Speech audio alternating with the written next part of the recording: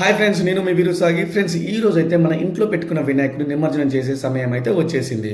So దీనికి గాను మా వైఫ్ పులిహోర రెసిపీని అయితే స్టార్ట్ చేశారు. అదేవిధంగా వినాయకుడికి ఎంతో ఇష్టమైన పూర్ణాలను కూడా తయారు చేయడం అయితే మొదలుపెట్టారు. ఈ గణపతి నిమజ్జనాన్ని మా ఫ్యామిలీతో స్పెండ్ చేసి సాగర్ టు మిర్యాలగూడ వస్తున్న ఎడమ కాలువలో నిమజ్జనం చేసి మా భార్య గారు తయారు చేసిన పిండి వంటలు గాను అన్నీ తీసుకొని అక్కడ బెస్ట్ లొకేషన్లో కూర్చొని మంచిగా హ్యాపీగా తిని స్పెండ్ చేద్దామని ఎంతో ప్లాన్ చేశాను.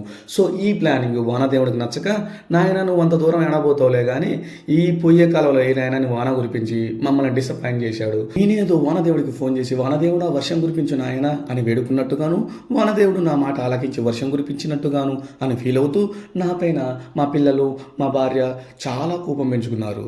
సో ఈ బాధలన్నీ మనకు పట్టవు కాబట్టి, సో మన ఆకలి బాధ మనకి ఇంపార్టెంట్ కాబట్టి, సో చేసిన పిండి వంటలను మాత్రం ఎక్కడ వదిలిపెట్టకుండా కుమ్మేశాను.